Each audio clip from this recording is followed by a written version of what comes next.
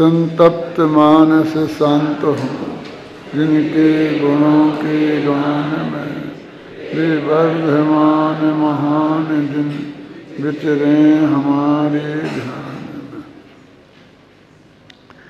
अब 190वीं और 191वीं गाथा चलेगी, है ना। इसकी उत्थानिका में लिखा है, विगत गाथा में निश्चय और व्यवहार में अविरोध दिखाने के उपरांत अब इन गाथाओं में अशुद्ध नय से अशुद्धात्मा और शुद्ध नय से शुद्धात्मा की प्राप्ति होती है, यह बताते हैं। सीधा सच्चा न्याय है कि शुद्ध आत्म नय का विषय शुद्ध आत्मा है और अशुद्ध नय का विषय अशुद्ध आत्मा है। तो जब शुद्ध नय के विषय को हम जानेंगे तो हमें शुद्ध आत्मा का विषय, माने शुद्ध जो आत्मा है ना, शुद्ध नय का विषय, तो वो ही हमारे ज्ञान में आएगा ना। तो शुद्ध नय के विषय को जानने से, शुद्ध नय से जानने से शुद्धात्मा की प्राप्ति होती है और अशुद्ध नय से अशुद्धात्मा की प्राप्ति होती है। उसमें कोई ऐसी बहुत बड़ी बात नहीं है, बड़ा अन्याय नहीं हो रहा है। समय सार में एक गाथा ऐसी आती है और उसके बारे में बहुत विवाद चलता है। उसमें ऐसा लिखा है कि जो शुद्ध आत्मा में मैं शुद्ध हूँ ऐसा मानते हैं, उन्हें शुद्ध आत्मा की उपलब्धि होती है, और जो अपने आत्मा को मैं अशुद्ध हूँ ऐसा मानते हैं, उन्हें अशुद्ध आत्मा की उपलब्धि होती है। तो जब अपन कहते हैं भाई जो शुद्ध आत्मा है, आचार्य कहते हैं तुम मैं शुद्ध हूँ ऐसा मानो, तो वो लोग अपने विरोधी लोग हैं, वो आजकल तुम लोगों ने किसी के कहने से बहकावे में उनको मित्र पक्ष का कहना शुरू किया है। ये बिल्कुल सही नहीं है। जब भी बोलते हो तो मुझे खटकता है, समझे ना। वो मित्र पक्ष मतलब भ्रम पैदा करते हो ना तुम। कल कौन कौन जाने, कौन कौन को बताओगे तुम, कैसा हम तो उनको मित्र कह रहे हैं, हम उनको मित्र, वो तुम्हारी बात के विरुद्ध बोल रहे हैं ना, तो उनका पक्ष तो विरुद्ध है ही, तुम विरोधी नहीं हो उनके। उससे ये कहाँ सिद्ध होता है कि तुम उनके विरोधी हो। जो तुम्हें ये डर लगता है हम उनसे ये कहेंगे कि विरोधी पक्ष वाले, तो विरोधी पक्ष वाले इस तत्व में जो है ना, उसके विरोधी पक्ष वाले हैं, वे हमारे मित्र कैसे होंगे। फिर जो उसी पक्ष वाले होंगे फिर वे क्या होंगे, शत्रु होंगे। यदि मित्र शत्रु का भेद करना है उनमें, तो अभी तुम लोगों के मुँह से मुझे ये नहीं सुनना चाहिए। मैंने यही सुना था कल तुम्हारी स्टेज से बोलते हुए, इसलिए कह रहा हूँ। और मैं जानता हूँ ये कहाँ से निकला, किसने निकाला और क्यों, फिर किसकी नकल कैसे हो गई।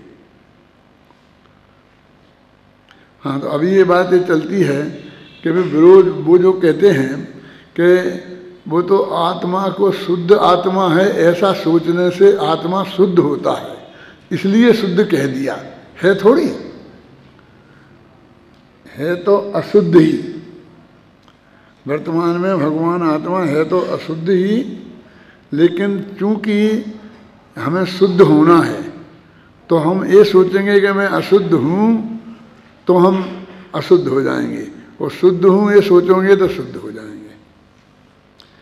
और इसमें अभी तुम लोगों ने भी कहा और मैंने किसी मुख से भी सुना कि बस तुम अपने बेटे गधा हुए तो राधा ही कहना, राधा ही बेटा बोलते हैं, अच्छा ही बोलना, बस यही सोचना है मैं फर्स्ट डिवीजनर हूँ। मतलब ये सोचना ही नहीं कि नहीं मैं कमज़ोर हूँ। मैंने सत्य का ज्ञान नहीं करना, जो वस्तु स्थिति है उसे समझने से हमारा नुकसान हो जाएगा और झूठा समझने से हमारा फायदा हो जाएगा। ये किस बेवकूफ़ ने बताया, ये कैसे न्याय है। और इस गाथा और दूसरी गाथाओं की दोनों की बात करता हूँ मैं आपसे, समय सार की भी और इसकी भी। हमको फैक्ट नहीं जानना चाहिए। केवल ज्ञानी को अपने को केवल ज्ञानी जानना चाहिए, और मन पर ज्ञानी को मन पर ज्ञानी नहीं जानना चाहिए। और जिनके दोनों नहीं हैं उन्हें भी अपन को केवल ज्ञानी और मन पर ज्ञानी मानना चाहिए। कि मैं वर्तमान में जब पर्याय की अपेक्षा बात कर रहे, केवल ज्ञान तो पर्याय है ना, मत ज्ञान, तो मैं मतिश्रुत ज्ञान वाला हूँ ऐसा नहीं जानना चाहिए। मेरे धर्म के दर्शन किताब में लिखा है कि चक्रवर्ती अपने को चक्रवर्ती मानेगा तो क्या वो अभिमानी कहलाएगा। महाधव धर्म में लिखा है। चक्रवर्ती तो अपने को चक्रवर्ती मानेगा ही ना, और कहेगा भी। प्रोफेसर अपने को प्रोफेसर नहीं कहेगा, है? नहीं कहना चाहिए क्या उसका, और यदि कहेगा तो वो अभिमानी हो जाएगा। उसे कहना चाहिए कि मैं स्कूल में चपरासी हूँ, क्या कहना चाहिए? उसे सत्य ही कहना चाहिए। ऐसे कुछ नहीं हो जाता है कि हम ऐसे सोच रहे हैं कि मैं तो गोल्ड मेडलिस्ट हूँ, मैं तो बिल्कुल हूँ, तो आ जाओगे गोल्ड मेडलिस्ट तो एक ही आएगा ना यूनिवर्सिटी में तुम्हारी क्लास में, तो तुम उसको मिटा के आ जाओगे, ये सोचोगे तो तुम आने ही वाले होगे, और तुम होगे ही वास्तव में फर्स्ट क्लास, तो ही आओगे ना। ये झूठ के सहारे से ये बात नहीं ये करना। अपने को धनी मानोगे तो धनी हो जाओगे, गरीब मानोगे तो गरीब हो जाओगे। कहीं कोई कह रहा था, आज ही कल कर रहा था अभी कोई, और फिर वो जहाँ से निकली है मुझे वो भी मालूम है। ये धंधे वाले व्यापारी लोग हैं ना, ये बातें करते हैं, अपने जैन धर्म में नहीं है।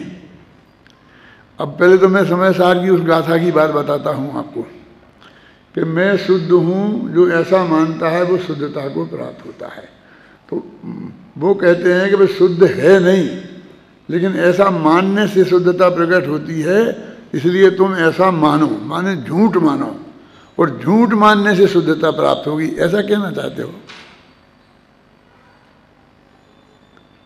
मैं ये कहता हूँ हम शुद्ध हैं, उसको हम नहीं समझना चाहते हैं कि स्वभाव से हम वर्तमान में भी शुद्ध हैं। दो नए हैं, एक द्रव्यार्थिक एक पर्यायार्थिक।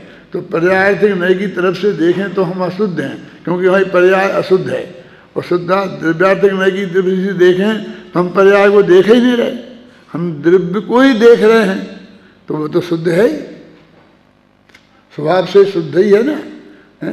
और उन्होंने कहा पर से भिन्नता यही शुद्धता है। आज इसमें आ रहा था, पढ़ा था ना अपने कल, और आज आएगा इसमें पढ़ना, पर से भिन्नता ही शुद्धता है। पर हमने पर से अपने को भिन्न जाना, उसका मतलब शुद्ध जाना हो गया। हमने पर से अपने को अभिन्न जाना तो वो अशुद्ध जाना हो गया। इसलिए उससे ये बात सिद्ध होती है समय सार की उस गाथा से। तुमको याद होगी वो गाथा? कौन बोलेगा? मैं शुद्ध हूँ जैसे, हाँ क्या?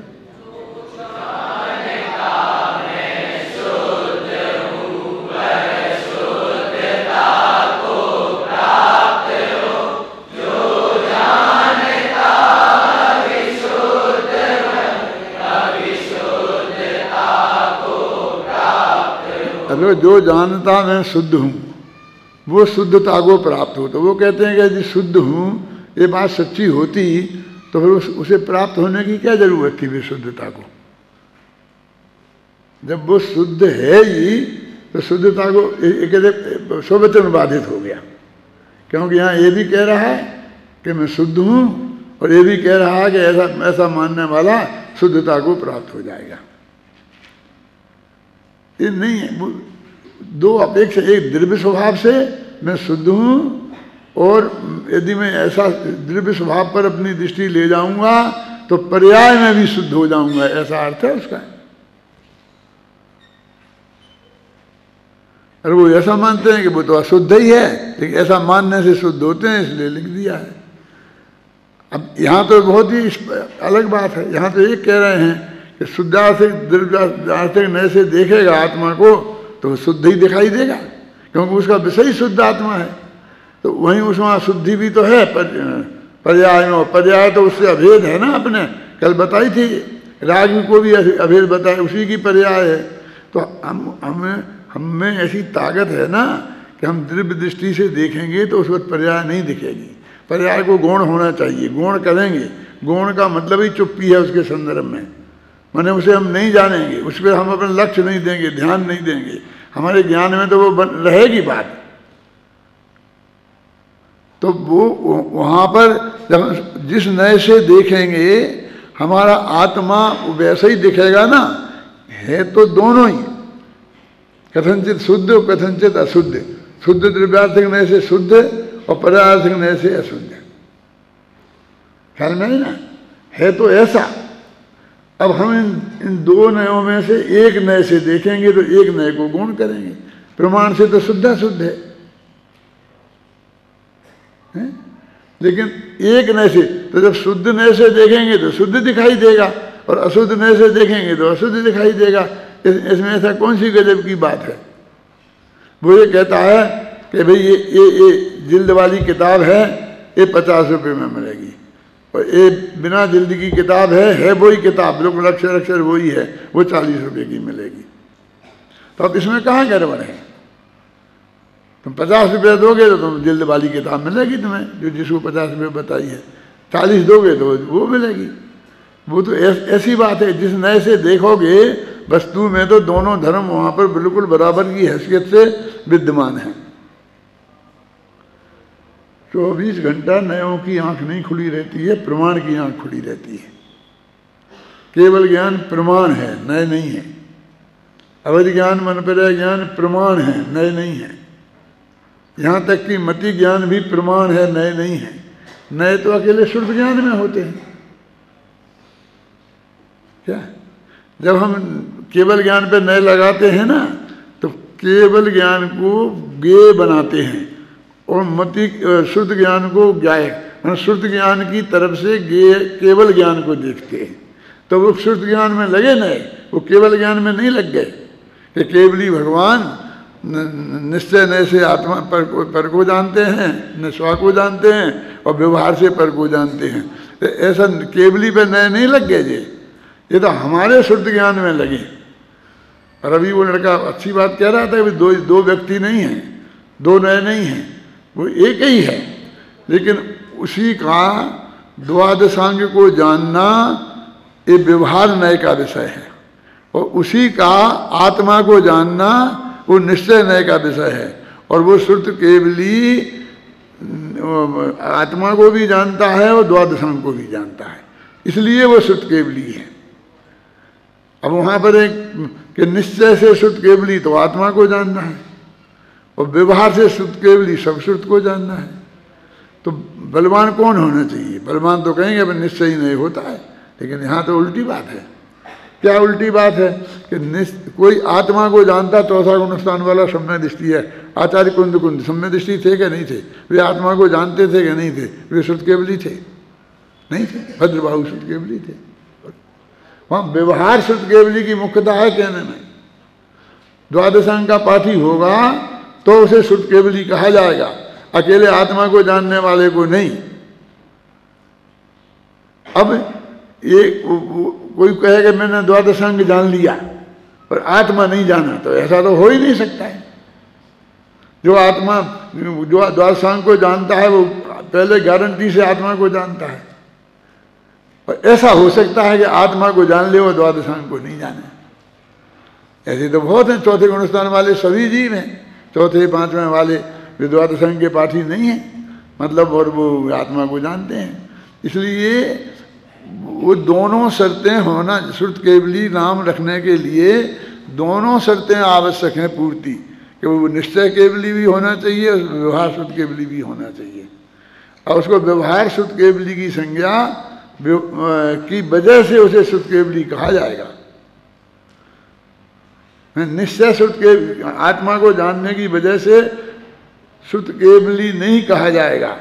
लेकिन जो वो शुद्ध केवली है ना, वो व्यवहार से जो शुद्ध ज्ञान को जानता है, वो जो आत्मा को जानता है, उसका वह आत्मा को जानना, उसका नाम निश्चय है। क्योंकि शाश्वत तो निश्चय और पराश्रित तो व्यवहार। तो पर के आश्रय माने पर के सहयोग की जरूरत नहीं है, बस पर आया ना, गे रूप में भी क्यों नहीं आया हो तो भी उसे आश्रय बोलते हैं, और उसको पराश्रय को बोलते हैं व्यवहार में। अभी यहाँ अपन ने पढ़ा था ना पीछे, क्या ना पढ़ा था? अब इन गाथाओं में अशुद्ध नय से अशुद्धात्मा और शुद्ध नय से शुद्धात्मा की प्राप्ति होती है माने जानना। तो शुद्ध नय का तुम प्रयोग करोगे तो शुद्ध आत्मा दिखाई देगा, और अशुद्ध नय का प्रयोग करोगे तो अशुद्ध आत्मा दिखाई देगा, है ना। ये बात है। पढ़ो गाथा पढ़ो।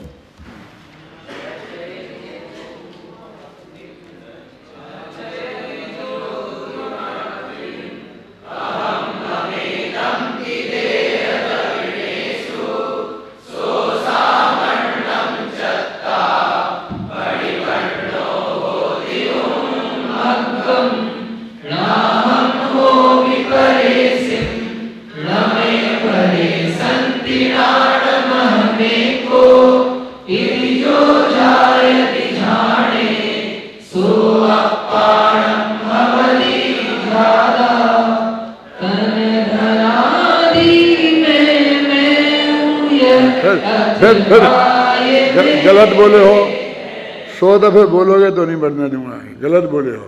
धनादि क्यों बोले? धनादि कहाँ है? दी कहाँ है? दी कहाँ है? क्यों बोल रहे हो? अभी आने आ रहा तुम, अभी अभी इतना बताया। धनादि, दी छोटी है ना, बड़ी क्यों बोल रहे? इसलिए भंग हो रहा है छंद।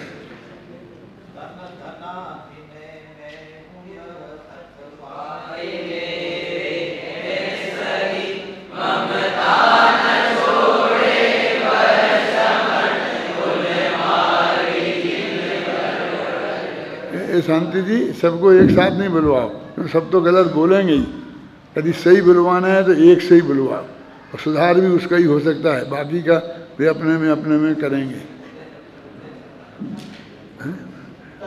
धनादि में मैं हूँ अथवा ये मेरे सही, ममता न छोड़े वह समन उन मारे दीज नवर कहे।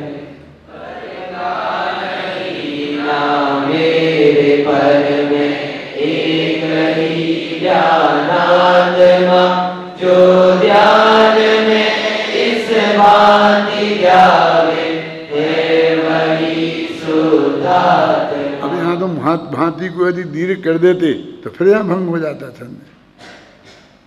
ये बिल्कुल ऐसा नहीं, वो बोलने में फिर तुम आगे खींचते हो, फिर सुधारने की तो कोशिश करते ही हो। फिर वो कहते हैं नहीं, पंडित बहुत होशियार है, गाने वाला है ना, क्योंकि कवि ने गलती भी लिखी है ना, तो उसे सुधार के पढ़ लेता है। उसने तुक मिलाई दी ना अंत में, है? तो वो सही पढ़ने की कोशिश ही नहीं कर। सब प्रतिष्ठाचारी मेरे हो तो सबको फेल कर दूँ, सब गलत पढ़ते हैं। इसलिए मैं बैठता नहीं है पूजन में, क्योंकि मुझे उधर अंदर में विकल्प चलता है। तो ज़्यादा बार बार करें, कह देने के बाद भी तो गुस्सा आता है ना, फिर मैं जाता ही नहीं। देखो अभी एक क्या रहे, जो देह धनादिक में मैं यह हूँ और यह मेरा है, ऐसे ममत्व को नहीं छोड़ता, वह श्रावण को छोड़कर उन्मार्ग का आश्रय लेता है।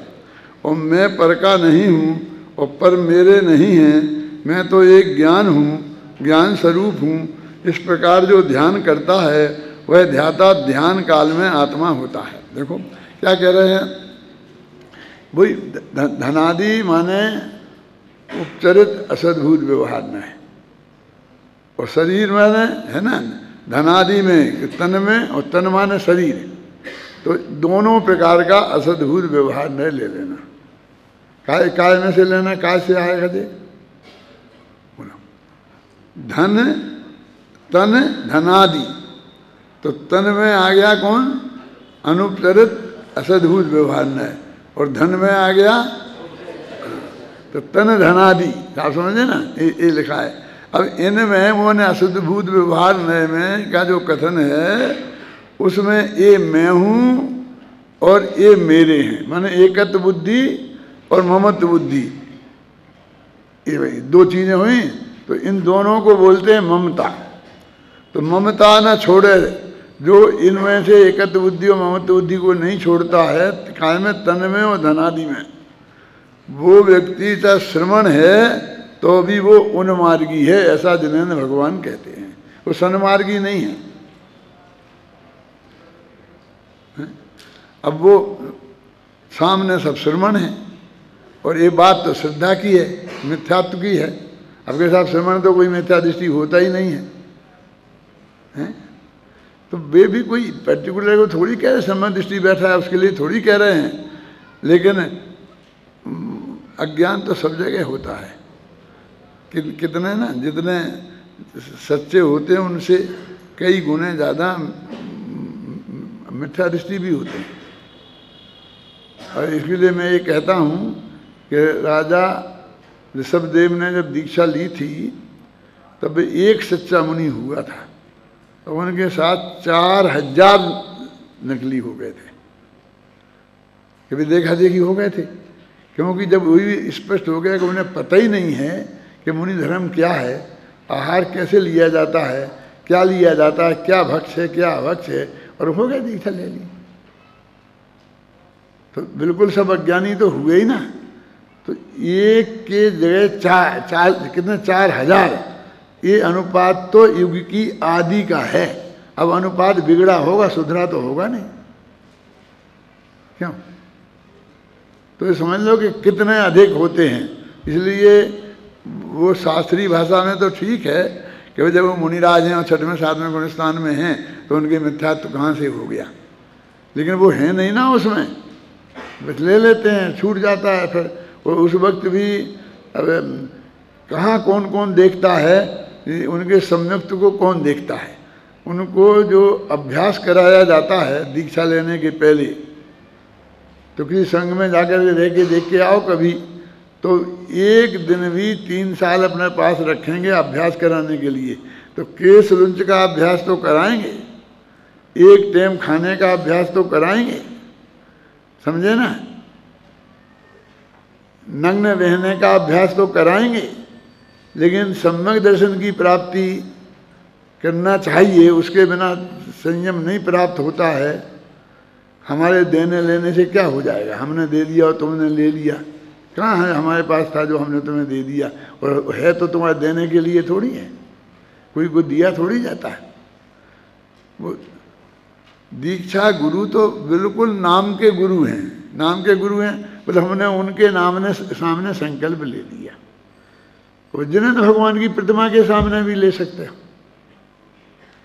तो उनने दिया वाली बात वहाँ भी खत्म हो जाती है कि सब बेदिलाएं, पहले वो बोलें, पहले शांति जी बोलेंगे कि मैं ये प्रतिज्ञा करता हूँ कि जीवन भर ये करूँगा, फिर आप बोलोगे, ऐसा भी कुछ नहीं होता जो मुनिराज बुलवाएं। क्योंकि भगवान के सामने अपन ने प्रतिज्ञा ली, तो वहाँ बुलवाने वाला कौन है?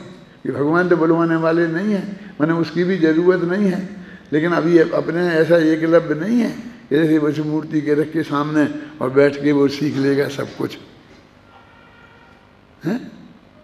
धनुष विद्या सीख ली थी ना एकलव्य ने द्रोणाचार्य से। अपने यहाँ तो गुरु जब पढ़ाते हैं तो तुम्हें 5 साल शास्त्री पढ़ना ही पड़ेगा। कोई आदमी तुम्हें दीक्षा देके शास्त्री नहीं बना सकता, कहते तो उसको भी दीक्षांत समारोह है, और वो तुम्हें कागज का टुकड़ा पकड़ाते हैं, डिग्री है ना, तो उसे कहते हैं कि अब तुम शास्त्री हो गए।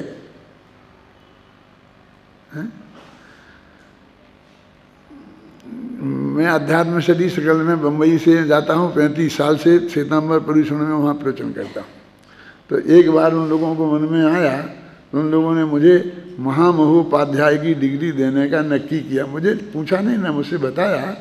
जब उपकुलपति को बुला लिया और नेताओं को बुला लिया, और बाद में जब उनने वहाँ दी तभी मुझे मालूम पड़ा कि मुझे आज महामहोपाध्याय की डिग्री दे रहे हैं। फिर जो वो देने वाले थे ना, तो बड़े जोम में कि हमने आज डॉक्टर भारेल को महाउपाध्याय बना दिया है। मैंने अपने वो हाथ ऊपर रखा, जैसे कहते ना आहार दान में श्रावक का हाथ ऊपर रहता है, महाराज का नीचे। बाद में मुझसे कहा कि आप बोलो 1 मिनट बोलो 2 मिनट, क्या बोलना, क्योंकि मैं तुमको अपनी प्रशंसा करानी है, इसलिए मुझसे बुलवाना चाहते हो। क्या बोलूँ मैं? नहीं बोलिए, ऐसा बोलिए। मैंने कहा मैं ये जानना चाहता हूँ कि मैं 1 घंटे पहले तक महाउपाध्याय था क्या नहीं? मैंने जिस ज्ञान की वजह से तुमने मुझे महाउपाध्याय की डिग्री दी है, वो ज्ञान मुझे अभी हो गया है। क्यों? इस बीच में कि पहले भी था, कहने साहब पहले थे, जब हमने देखा परीक्षा करके अच्छी तरह समझ लिया तब तो दिया ही है, तो तुमने क्या बनाया था?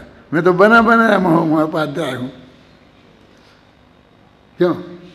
नहीं हमने, अरे तुम्हें आज पता चला, तुमने अपना अज्ञान बताया कि मैं महामहोपाध्याय हूँ, इसका पता तुम्हें आज चला है, तुमने कन्फर्मेशन आज किया। क्या मतलब है? तो वे उसको आवश्यक ही नहीं समझते। अब क्या समझेंगे जब हम इस बात पर भी विचार करने के लिए हमको मौका मिलेगा कि मिथ्यात्व बंध का कारण है कि नहीं है, जबकि हम पूरा सूत्र मिथ्यात्व वृद्धि ब्रह्मात् कसा योगा बंध हेतवा। अब इतना है ना स्पष्ट, बच्चे को मालूम है। कई बातें तो ऐसी होती हैं कि जो इतनी मोटी होती हैं क्या उसमें असंभव लगता है कि ये आदमी कैसे कह सकता है, और बड़ी हिम्मत के साथ एक बार नहीं अनेक बार जिंदगी भर कहता रहता है। जैसे अपने यहाँ कुछ पंडित है ना, प्रभु आत्मा जानता ही नहीं है। ये सारी जिनवानी का आधार क्या है? केवल भगवान ने 6 द्रव्यों को जाना कि नहीं जाना, उनने बताया कैसे फिर नहीं जाना तो इतनी स्पष्ट जो बातें हैं वे उसमें ही चलता रहता है। एक मत चल जाता है और कुछ 10-20 पागल उनके पीछे लग जाते हैं। तो इसलिए ये कहते हैं कि वो ऐसे, वो तो श्रवण, उनके सामने सब श्रोता श्रवण थे। अभी अपन लोग यात्रा पे गए थे तो वहाँ बताया कि जो 12,000 साधु भद्रबाहु के साथ में दक्षिण भारत में आए थे, और श्रवण बेलगोला में जो भद्रबाहु की गुफा बनी हुई है ना सामने वाली पहाड़ी पे, तो अभी जो बताते थे तमिलनाडु वाले कि उस जमाने में कर्नाटक में बहुत कम जैनी थे, और तमिलनाडु में पूरा 90% जैनी थे। अजैनों की अपेक्षा जैनी ज़्यादा थे। परसेंटेज छोड़ भी दो तो बहुमत जैनियों का था। इतने जैनी थे तमिलनाडु में, और आज नहीं है, सब धीरे धीरे कन्वर्ट हो गए। तो वो कहते थे कि वहाँ से उनने 12,000 में से 7,000 हमारे तमिलनाडु में भेज दिए थे, क्योंकि 12,000 की भोजन वगैरह की व्यवस्था नहीं हो सकती थी। आहार दान देने वाले इतने जैनियों के घर ही नहीं थे, और हमने संभाला। वो ऐसा कहते थे कि उन 7,000 मुनिराजों को हमने संभाला। तो और ये कुंद वगैरह वहीं के हैं ना, सब जो अपने आगे इतिहास में देखा तो वहाँ थे ऐसे। तो उनकी जब सामने सभा बैठती होगी तो इससे दूने भी होते होंगे, तो सब मुनिराज बैठे रहते होंगे, और सामने गृहस्थ बैठे होते हो तो कुछ दूर बैठते होंगे।